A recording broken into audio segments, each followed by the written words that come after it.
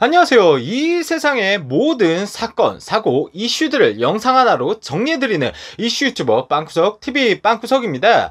이번 영상에서는 성경의 역사라는 웹툰을 그리는 만화 작가가 만화계에 살아있는 전설 허영만을 저격한 사건에 대해 알아보도록 하겠습니다. 사건 함께 보시죠.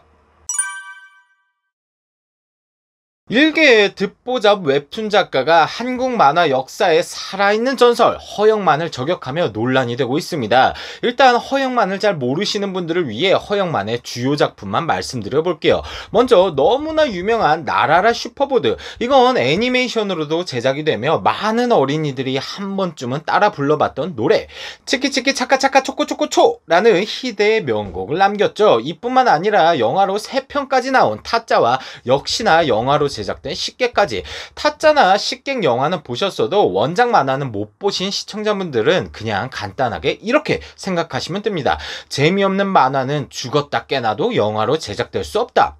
깔끔하죠? 아무튼 이처럼 한국 만화계에 살아있는 전설 허영만을 새파란 웹툰 작가가 저격을 하며 논란이 된 겁니다. 문제의 웹툰 만화 장면을 보실게요. 일단 학과장 허영수라는 인물이 등장하는데요. 이름도 허영만에서 한 끗 차이로 허영수가 됩니다. 그리고 만화 캐릭터의 생김새도 허영만과 비슷하죠? 게다가 허영만은 평소 식사를 할 때 젓가락을 맞부딪히며 챙챙거리는 게 유명한 습관인데요. 이를 만화에서도 표현하며 누가 봐도 허영만을 묘사했다는 것을 알 수가 있습니다. 그뿐만 아니라 허영만의 백반기행이라는 TV 프로그램을 오마주한 식사 장면들, 여기까지는 이름이랑 생김새, 버릇이 비슷할 뿐 문제가 되는 장면은 없습니다. 하지만 성경의 역사 작가는 이 만화 캐릭터를 이상하게 그려놓습니다.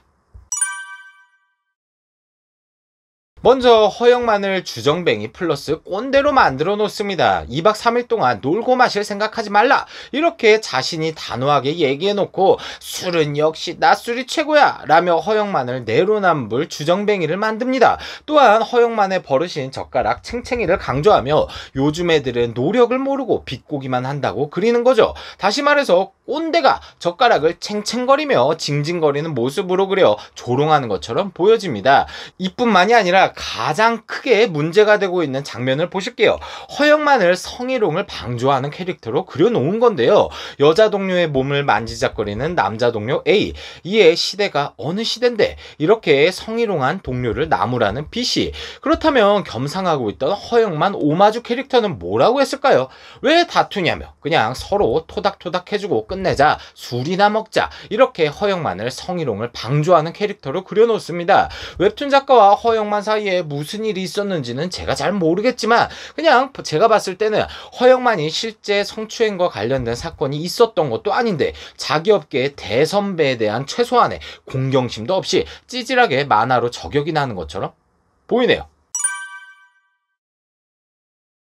이러한 만화 장면은 논란이 되며 웹툰 작가는 욕을 오지게 먹는데요. 거기에 기름을 들이부은 사건이 하나 밝혀집니다. 바로 논란의 주인공인 웹툰 작가가 바로 남염을 하는 페미 작가라는 것이 밝혀진 거죠. 바로 남염 논란이 되었던 만화 장면입니다. 남자들 제발 죽었으면 하는 자극적인 대사를 집어넣었는데요. 이 장면의 이후 전개에 대해 말씀드리자면 사람들이 모여서 신나게 루머를 양산하다가 마지막에는 아니면 말고 크크크 아몰랑 이런 식으로 끝맺는 장면 중 하나입니다. 물론 해당 루머의 주인공인 남자를 욕하는 것은 100번 이해를 합니다. 잘못을 했으면 욕을 먹어도 싸죠. 근데 남자들, 문제의 남자 한 명이 아니라 모든 남성을 싸잡아서 요단강 건너기를 기원하는 겁니다. 작가야, 웹툰 작가야, 너가 혐오하는 남자들 다 요단강 건넜으면 일단 너는 이 세상에 없는 거고, 그리고 이런 너를 낳고 기뻐하며 금이야 오기야 애지중지 키우고 네가 그림 끄적거리며 입에 풀칠할 때까지 뒷바라지해온 너희 아버님은 뭐가 되는 거냐? 아유, 답답합니다 정말. 허영만 저격 논란 플러스 남염 사실에 웹툰이 별점 테러를 먹자 작가가 직접 자신의 SNS에 해명을 하는데요. 이름 앞글자 2개가 똑같으니까 내가 저격을 한 거라고, 보통 이름이 아니라 행적을 비판하지 않나? 라는 말도 안 되는 소리를 해명이라고 내놓습니다. 옛날부터 우리들은 겉모습을 따라하고 이름을 비슷하게 지으며 역대 대통령들을 풍자하는 모습만 봐도 웹툰 작가의 말이 말도 안 되는 방구 같은 소리라는 걸 알 수가 있죠. 또한 허영만의 젓가락을 챙챙거리는 행동이 모 작가님의 습관과 유사하다는 지적. 모 작가님의 식사 모습을 본 적이 없다. 전 어릴 적부터 그분의 만화를 보면서 자랐고 여전히 존경하는 작가.